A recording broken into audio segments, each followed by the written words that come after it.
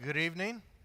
It's good to be with all of you tonight, and I really appreciate the opportunity to be with you for this Vacation Bible School, these adult classes each evening. And it's been a joy for me to get to know some of you a little bit better and enjoy your company and visit after the service. But I really appreciate your encouragement of just simply being a part of these studies and your interest in spiritual things and supporting the efforts for the children. It's really encouraging to see Christian people come out and support the endeavors of the church. Tonight, as has been assigned for our study, we're going to talk about the role of fossils in this whole discussion of creation versus evolution. And so I put it like this, as you may be able to see on the chart. Should we believe Genesis 1:20 through 28? And specifically, these verses cover the fifth and sixth days of creation, wherein the record identifies the creation of fish and birds on day 5, and the record of animals and creeping things and humankind on day 6. Now, if Genesis represents how God created animals, all animals were created within a 48-hour time frame. Now, someone may say, well, that's not how God did it, and Jason, you're not reading Genesis correctly. I understand, and that's a very focused study. We're going to start tonight from a consideration of the completely naturalist or evolutionist point of view. Because this is, by and large, what our children are going to face. It's what we observe when we go to the museums. The museums are not fashioned around trying to explain how God used cosmic evolution or Darwinian evolution or anything like that. It's a natural explanation for everything that we see. So that's the focus tonight. Now, tomorrow night, we are going to talk more about this third view, that the idea is not really creation versus evolution, but God using creation with evolution. Is that even a possibility? So we're going to talk about that. But understand tonight our study, as we reflect upon fossils, we are focused on whether or not they support the naturalistic view that Darwinian evolution, gradual change through millions of years, accounts for all life forms that we see today. Now, should we believe that in a literal reading of Genesis 1:20-28, all life forms were created on the 5th and 6th days of creation, or thus are only 48 hours apart? Or should we believe that the fossil record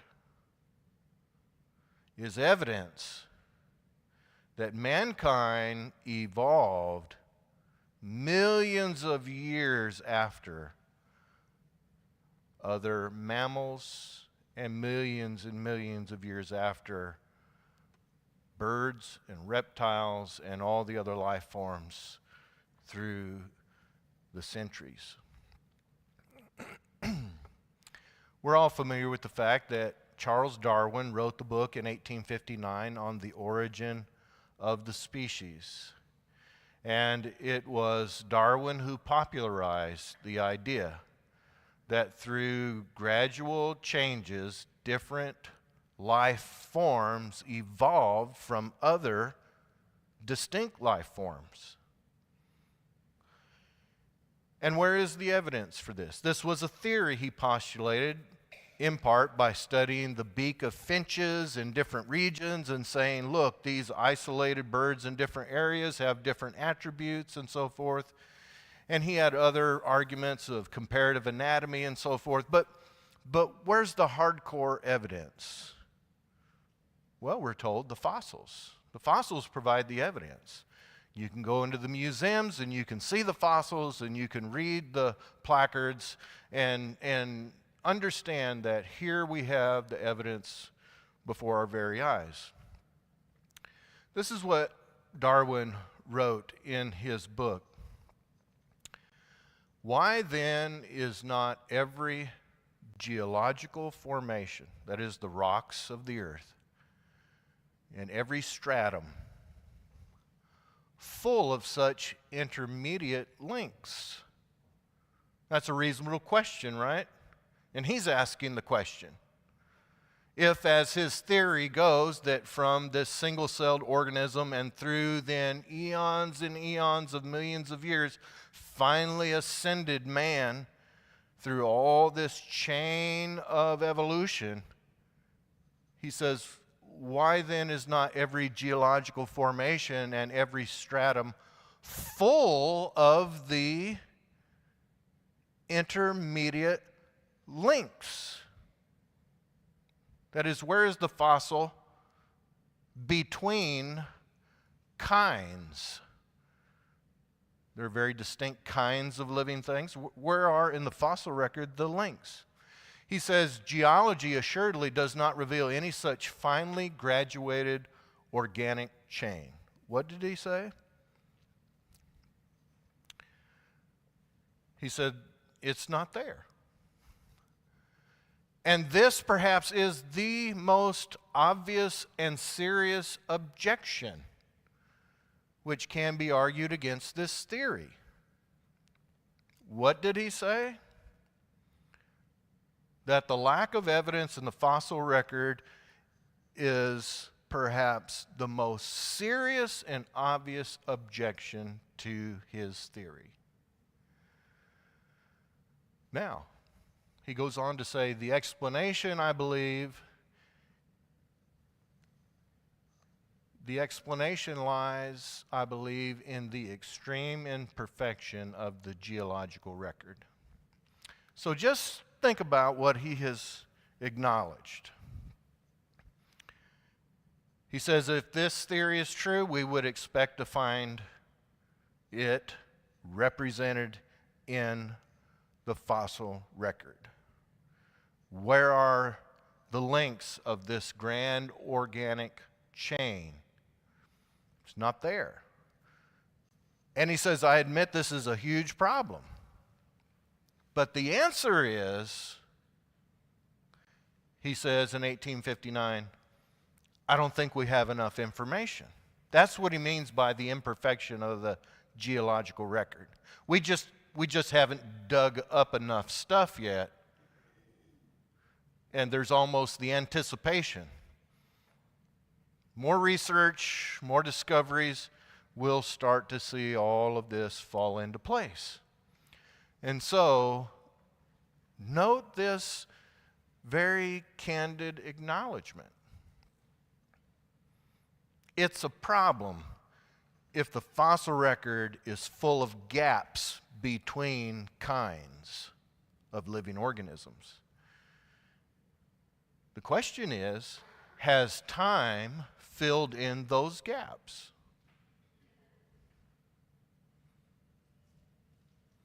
So now, more than 100 years after he makes this admission, what is the current status of the fossil record? Did he anticipate that these gaps would be filled? More than 100 years after Darwin made that statement, T.N. George wrote in Science Progress, there is no need to apologize any longer for the poverty of the fossil record. In some ways, it has become almost unmanageably rich, and discovery is outpacing integration. the fossil record nevertheless continues to be composed mainly of gaps.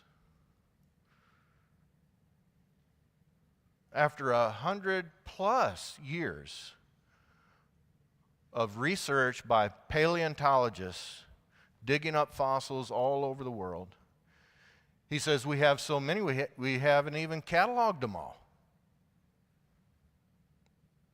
But still, there is the acknowledgement of what he says mainly is gaps. What does he mean by gaps? Between kinds of living organisms. They're still searching for the missing link. And that's why you will see it just hit the news in the headlines. Anytime there is some kind of discovery, some kind of ape man or whatever, missing link. Have we found the missing link? I find it interesting that headlines still are crafted like that. As if they haven't found it? I mean, I thought it was a foregone conclusion that all of this was just tick-a-lock so far as the history of the origin of the species. But no.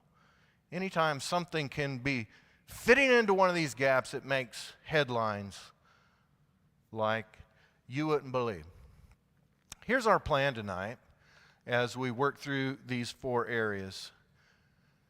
We're going to consider this idea. It's important to think about this idea of geologic time. The earth is kind of like a book. And if you think about the first pages of a book represent the most ancient times in the earth, and you can read through that book, that is, through the pages of time, of geologic time, and you can kind of read the story of how all of life's organisms evolved. Well, let's think about geologic time, and then we'll talk about stratification. We've all been driving along somewhere probably and seen an exposed hillside and seen the rock and all the layers of the rock. We'll talk about stratification and how it plays into this study. And then expectations. If evolution is true, as Darwin's statement admits, we have certain expectations. If it is the case that over vast eons of time, from a single-celled organism to man, we had these transitions slowly over time. And through natural selection and through mutations, which we'll talk about tomorrow night a little bit, that new species, new life forms came into being. And if this happened over this vast period of maybe 2 billion years, what is the evolutionist? What did Darwin expect to find? Well, the intermediate fossils. And he says in 1859, our problem is we don't have enough yet. T. and George says we have enough, but we still have gaps. But the expectations are important to consider, and we'll talk about some details in that area. And then we'll talk about fun facts about fossils. I mean, we could talk about facts about fossils, but why do that when you can talk about fun facts about fossils? And that's what we'll do. Geologic time. What does that mean, and why is it important to our study? Does the earth represent, in its rock history, a different story than what we're told in the Bible about how God created life in its various forms? Geologic time, what is it? And where on earth is this geologic column? And we'll describe what we mean by that. Now, this is a picture. It's not a very good picture. But the reason I'm using this tonight is because I just happened to take this picture many, many years ago. My daughter, middle daughter and I were in Washington, D.C., and we were visiting the Smithsonian Museum of Natural History. And I just took a quick snapshot of this picture. So as I prepared for our lesson tonight, I thought about this. And I thought, well, that's, probably why I took that picture. I thought, well, I might be able to reference this sometime. And the point is, this is one of the most prestigious museums in the world. And every year, thousands of school children travel to Washington, D.C., and go through the museums, and they come to this wall that is decorated in this fashion with the heading, "What is geologic time?" And so my point is what? I'm not crafting some perspective to then just have something to say and talk about. This is what our children will see in the museums in this country. What is geologic time? So now I zoom in to be able to read what is in the Smithsonian Museum of Natural History. Scientists refer to the vast stretches of Earth's 4.6 billion year history as geologic time. It's hard to grasp, yet essential for understanding evolution. Big changes happen through small steps over geologic time.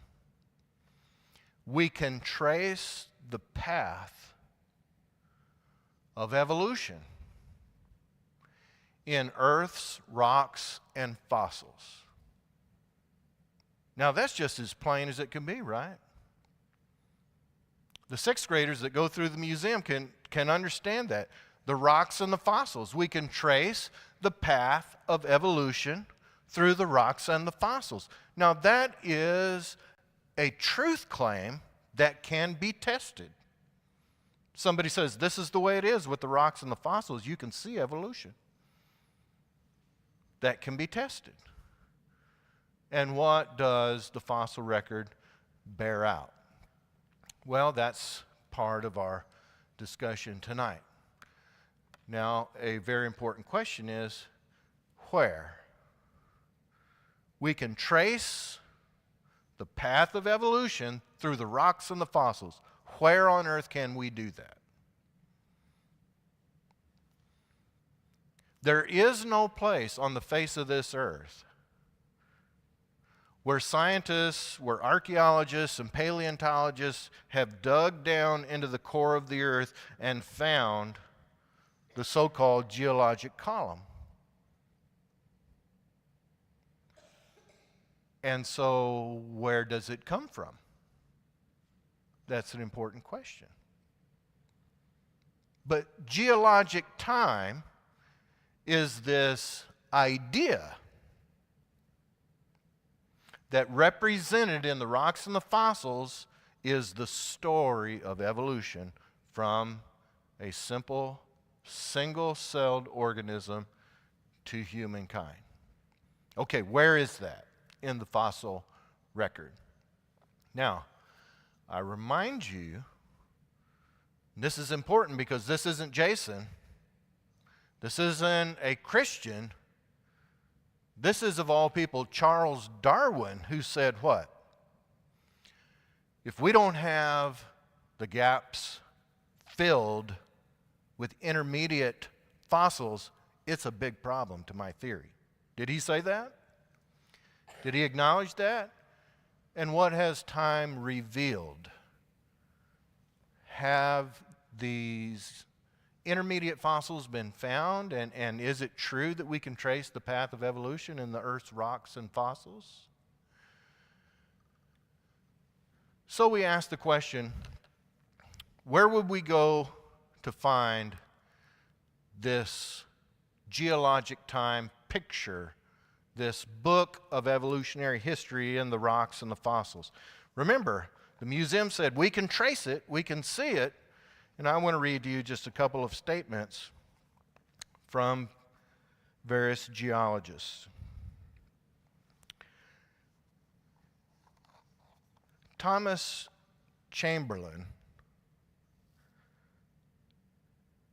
was the geologist who founded a prestigious journal, an academic journal called the Journal of Geology. And I think it's important to read what he said about this. It should be understood that it is not possible to proceed directly downward through the whole succession of bedded rocks, but that the edges of various beds may be found here and there when they have been brought to the surface by workings and tiltings or exposed by the wearing away of the beds which once overlay them. The full series of strata, what is that? The full story. The full series of strata is made out only by putting together this data gathered from all lands. And even when this is done, an absolutely complete series cannot yet be made out. Now, what did he say? He didn't say, now here's where you can go to where the earth is so exposed or discoveries have been so deep. He says what we do is we look at things all over the earth and we put it all together. Where can you go? It's a concept that doesn't physically exist. It's a little bit of this and a little bit of that, and then a theory about geologic time is developed. Now listen to this statement by A.E.J. Engel, who was associated with the California Institute of Technology. He said this: not more than 1% or so of the history of the earth is decipherable. But that 1% is dispersed through a series of events or episodes extending back through geologic time. By imaginative manipulation of the evolving data, we can reconstruct a magnificent and awesome history of the earth and its life. Such diverse, evolving life. Now, what did he say? He said, you can't go see it anywhere. You can't go visit it anywhere. We reconstruct it through what? Imaginative manipulation. Reminds me of the quote we introduced Monday night from Victor Stenger, who said, you need to set aside common sense. And here we need to use our imagination. The point is, there's no place that paleontologists or geologists point to. They'll say, well, you can go to the Grand Canyon, you can get a piece of that history, and you can go over here and get a piece of that history, but the reconstruction of this whole geologic column from single-celled organism to man and all the life forms in between, and they're found in this layer and this layer and this layer and this layer through all of these eras. Well, that's a construct from bits and pieces from all over the lands. Now let's talk about stratification. So these are the layers that supposedly contain the story. And we've all seen pictures, and I'll show you one from the Encyclopedia Britannica in a minute that is just like in all of the textbooks today, or at least a lot of them. that says, here's how many million years old this layer of rock is, and here's the kind of living organisms, and then they stack it, stack it, stack it all the way to the dinosaurs, and keep stacking it all the way to man. You've seen those, and I'll show you one in a minute. But these layers are called strata, and they're assigned dates, and certain fossils supposedly are characteristic of certain eras separated by millions and millions of years. So, we're told at the Smithsonian, you can trace it in the rocks and the fossils. So that brings us to this topic of the layers of rock in the earth. Now, let me read to you a couple of interesting facts that are not a matter of dispute, but they're a matter of interpretation. In other words, the person who is bent on a natural explanation for the origin of all that we see will have an answer. But does the answer really square with reason? So here are some interesting problems for the evolutionary geologist found in these locations and others, but I'm going to talk about Yellowstone Glacier National Park and the Southern Appalachians. In Wyoming, near Yellowstone, like in other places out west, the Badlands, Grand Canyon, and Glacier National Park, you have these areas where we do have the benefit of massive amounts of the earth exposed. So you can see and analyze these different layers. There is an area of solid rock. And again, you've seen these kinds of layers. They're different colors, different thicknesses, as you're driving along and you see them exposed along the highway. Well, there is an area where there is a particular layer of rock that the evolutionists assigned to in the naming of these periods of time, the Paleozoic strata. So they say, here is this strata, and it goes with this ancient period of time, and this is how old this is. The interesting thing about this particular layer of rock is it is 30 miles wide and 60 miles long. So it can be studied according to that amount of territory. So there's this consistent layer that can be studied, and it goes that far. Now, here's the strange thing about this layer that they assign to the Paleozoic age. It is sitting on top of a layer of rock that is normally assigned a date of 250 million years younger. Now, what are we saying? Well, we're told here's what happens. It just takes slow, gradual time and over the millions of years. And then here's the little amoeba down here, and he finally, is tired of being single-celled, and so he works a double-cell situation out. And then it's just over the course of time that these layers form. And yet all of a sudden there is found this layer that has been pre-assigned a certain date.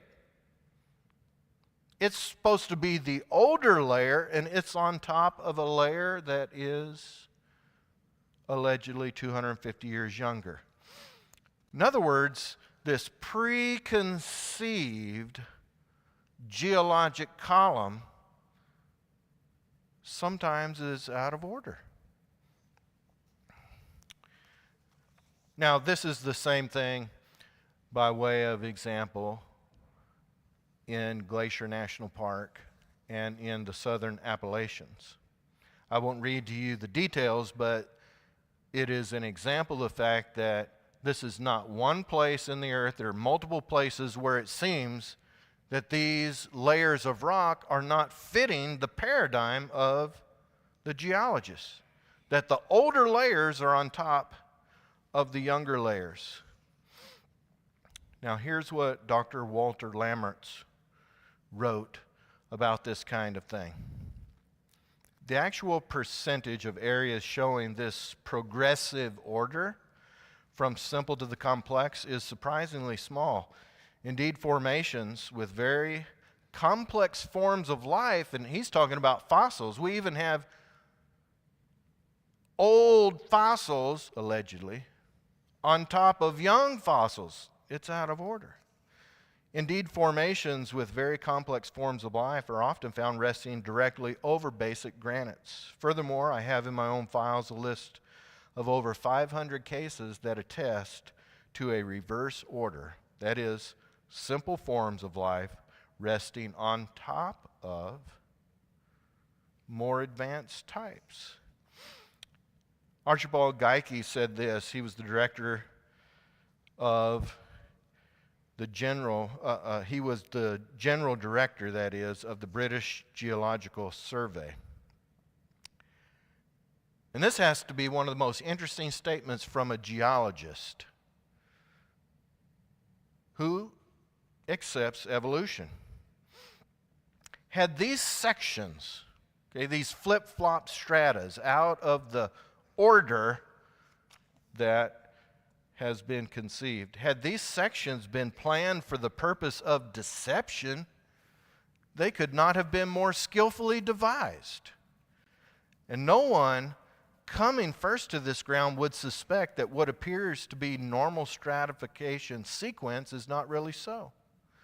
When a geologist finds these things in this condition, he may be excused if he begins to wonder whether he himself is really not standing on his head. It's upside down. And so this is just one curious thing among many things that we can discuss. That this supposed layer, one after another, in the textbooks, here's the geologic column, they admit it's not found complete anywhere on the face of the earth, and rather it's mixed up, not in proper order. Maybe we should wonder whether or not this is actually fact. Here's a picture. This is not a reading test or anything like that. I know you can't see that, but you can see the different colors. And this represents, if you look just at the blue color, 300 million years ago, that rock allegedly is to be dated. And in Yellowstone, that rock is found in the brown section on this so-called chart. The 300 million year old rock is found underneath the 500 million year old rock. So this is the kind of thing we're talking about. But look here what it says in Britannica. Here's a picture of it. It's not found anywhere on earth, and we're told it's gathered by bits and pieces, and at times it's just upside down. But the geologic time scale, here it is, from 650 million years ago to the present, showing major evolutionary events. And that's in our kids' textbooks, and yet they're not told about things like stratification that is not in its proper order, that is according to the preconceived idea. But what we have to correlate now, and again, I know you can't see this in detail on the chart, but what you have represented are the dates, the names of all these ages that rocks get assigned, and then over here are the different animals that go in the different periods of evolutionary time. So one might ask the question, how do you know how old this rock is? They say, here is this strata. A dinosaur was found in this strata, and this rock is 200 million years old. How do you know that? Here's the answer. That rock is 200 million years old because the fossil found in it is 200 million years old. We know that the fossil is 200 million years old because the rock is 200 million years old. Now that sounds like I'm being unfair, right?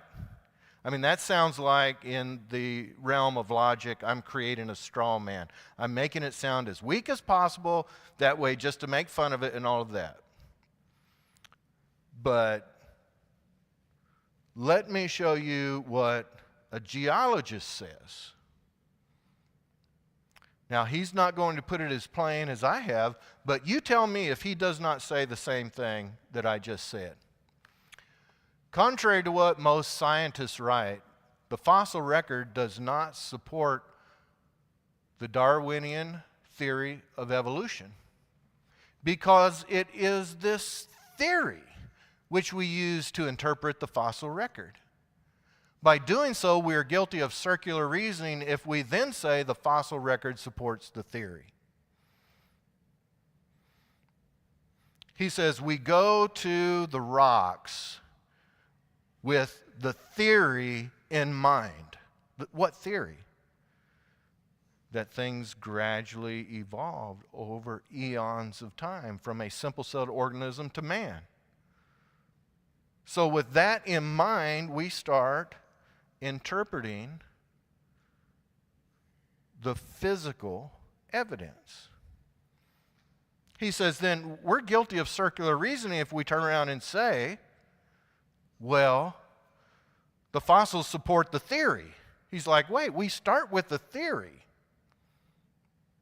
And so you can't have it both ways. But this is exactly what is going on. So you walk through the museum, you see some dinosaur bones, and it says, like, this dinosaur lived 225 million years ago. Why would they say that? Well, because the rock it was found in is that old. Well, how do they know that? Because evolution is true. That's the basis for these conjectures. So it's fair to ask more questions about the fossil record. The expectations we would have if evolution is true is that we have slow change. That's the theory of evolution, right? That over vast periods of time through genetic mutation and natural selection, something evolved that it didn't have before and adapted to its environment, and then new life forms began, and over vast periods of time, from the simple to the complex, life evolved.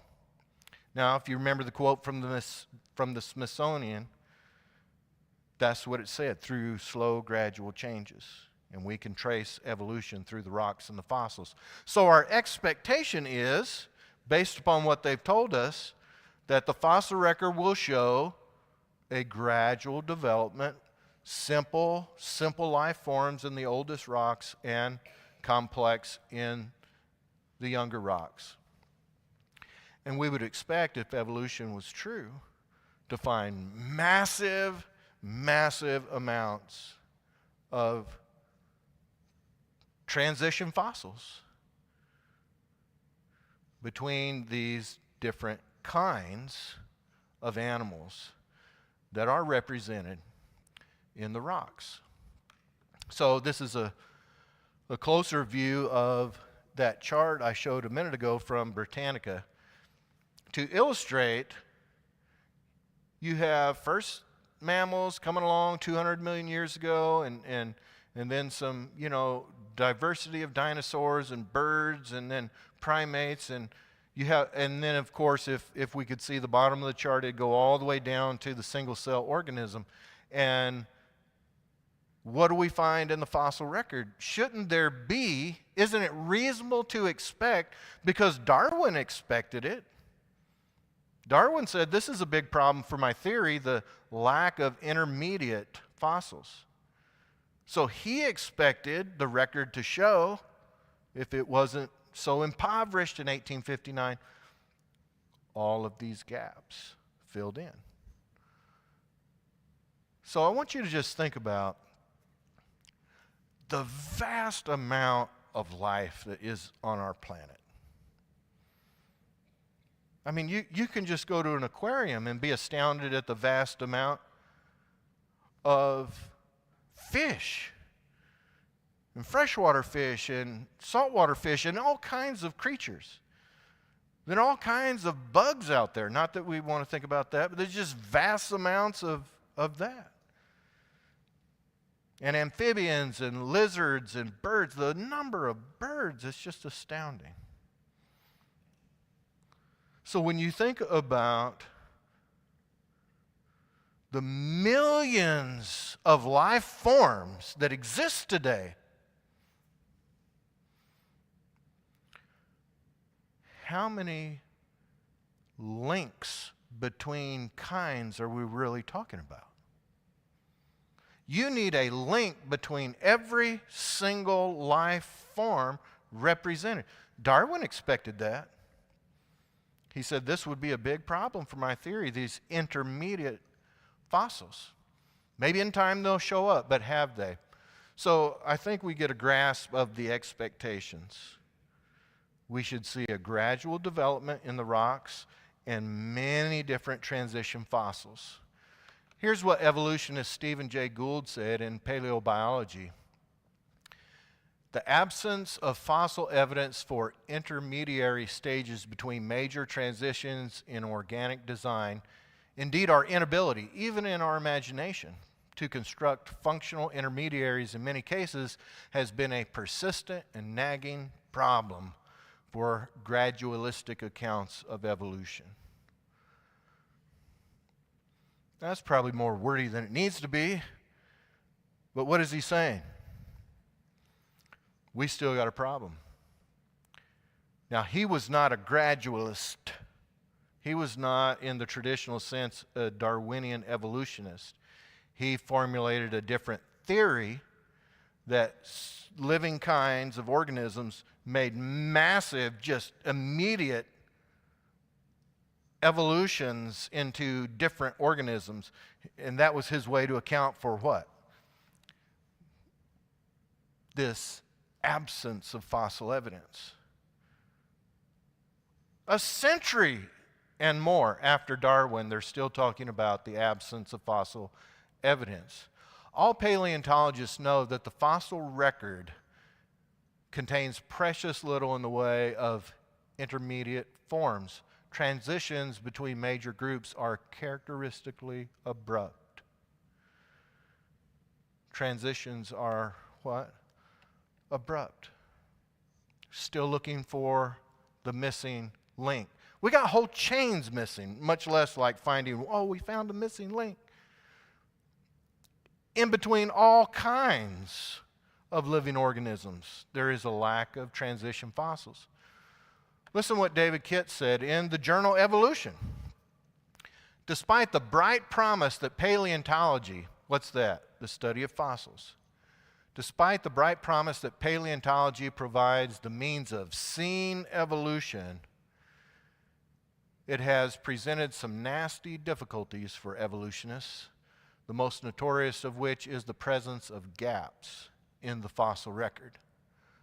Evolution requires intermediate forms between species, and paleontology does not provide them.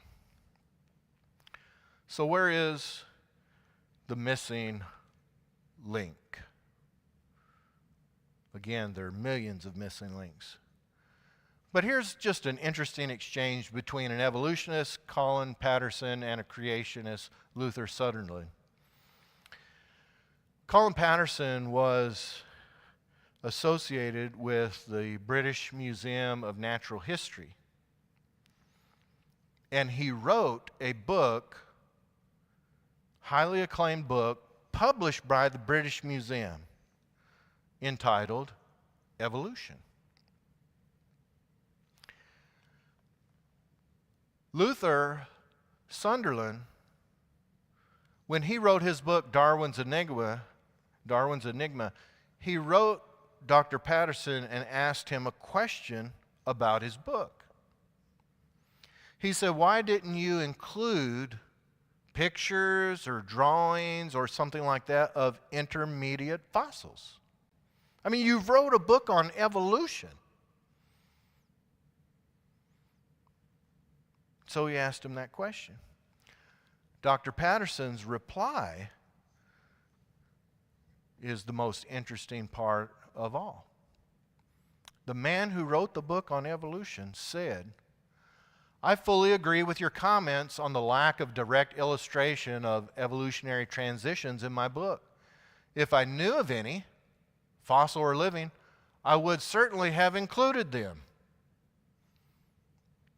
Yet Gould," he's referring to Stephen Jay Gould, who was with Harvard University for a while, "yet Gould and the American Museum people are hard to contradict when they say there are no transitional fossils." Now, you're not going to read that in a museum somewhere, but this is the man who wrote the book for the British Museum. He says, "I can't argue with them when they say there are no transitional fossils. You say that I should at least, quote, show a photo of the fossil from which each type of organism was derived. I will lay it on the line. There is not one such fossil." How many? Not one. For which I can make a watertight argument. Remember this? After all the passing of time, what Darwin acknowledged is repeated again, yet there's no need to apologize for a lack of fossils, but it's still mainly composed of gaps. Patterson said, "We don't have one airtight transitional fossil. If I had one, it would have been in the book." That's why Mark Ridley wrote, "No real evolutionist, whether gradualist or punctuationist, uses the fossil record as evidence in favor of the theory of evolution as opposed to special creation." Because it's not there. Now let's talk about some fun fossil facts as we conclude in the last few minutes. What do we find in the earth? I mean, there are fossils, and we can study these fossils. We can see where they come from and all of that. But what do we find? We find what geologists refer to as the Cambrian explosion. In other words, you don't find in what is allegedly the oldest rocks simple forms and this gradual, like you see in the textbook, this gradual evolution of life. What you find, if you dig down into the earth, you get to a certain layer and all of a sudden, boom, there's a massive amount of fossils in this period of time they call the Cambrian era. And they're complex, fully formed, and one of the observations to be made is what's sometimes referred to as stasis or the lack of change. Did you know that the fossils in the fossil record look a lot like the animals that are walking around today? Some species go extinct. There are a number of reasons for that. But there is a dramatic observation in the fact that you don't see something that is allegedly like, here's this creature, and they say, well, look, he's 200 million years old. Well, he looks a lot like the one that's walking around today. How did that happen? And so there's some interesting facts about the fossils that need to be brought out. The evolutionists scratched their heads on this so-called Cambrian explosion. Richard Dawkins said about this, he's the infamous atheist who wrote the book The God Delusion we mentioned on Monday night. He said it was like they were just put there with no evolutionary background. Imagine that. And then we talk about the gaps. We've substantiated that from evolutionists themselves, that there are these complete lack of transition fossils. But here's some interesting things that you do find, and I wonder how this could be. Henry Morris, in his book, The Biblical Basis for Modern Science, says on around page 324 that these particular facts about fossils are very interestingly consistent with some kind of worldwide catastrophe. Because most fossils, after all, are found in sedimentary rock, meaning what? Water-laid rock. It was mud and all of these other minerals or elements, and then it hardened over time. And so there is the presence in different places around the world of what's called fossil graveyards. So rather than finding just some little snail or a dinosaur, it's like a massive amounts mixed of different kinds of living organisms, like they were all dumped together in one area. You find things like polystrate fossils. That is a tree that's fossilized, and he might go through a layer of coal. I say he, it could have been she, I don't know. But this particular tree is growing at some point, falls or whatever, but it doesn't erode. That's what happens most of the time to living organisms. And so, yet, the strata at the bottom of the tree is millions of years, allegedly, older than the strata at the top of the tree. How does the tree not decompose while all these layers are supposedly being formed? Polystrate fossils are fascinating and indicate that actually these layers were formed very, very fast. Like these graveyards of massive amounts of living creatures were just buried alive. Ephemeral markings are interesting fossils because this represents things like footprints. I mean, how long does it take for a footprint to be blown away by the wind or to be rained on or whatever? How does that become fossilized if it stays exposed? Or what about the preservation of soft tissue, like undigested material in the stomach of mammals? There are all kinds of interesting features about the fossil record that are consistent with things being buried alive all at the same time. And yet, in the fossil record, Dr. Patterson said we don't have one transitional fossil. So, let's just conclude by saying, number one, to appeal to the fossil record to prove evolution, the evolutionist says, is really circular reasoning. We got rocks that won't cooperate because they're out of order. We have missing links every single time you need one, and it's like a lot of animals and plants were all buried alive at the same time. That's what the fossil record shows. And that's consistent with what?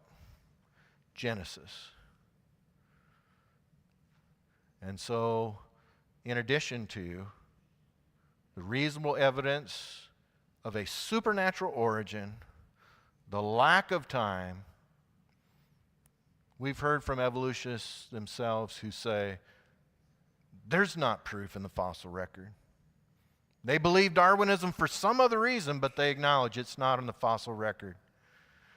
And yet that's what is shoved down our throats every time we turn on the television and see some program on the Discovery Channel or National Geographic or go to the museums.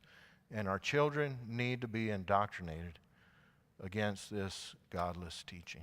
And I'm so proud that the church in many different places and you here are exposing our children to good, solid evidence this week that supports the Bible. Thank you so much for being here tonight.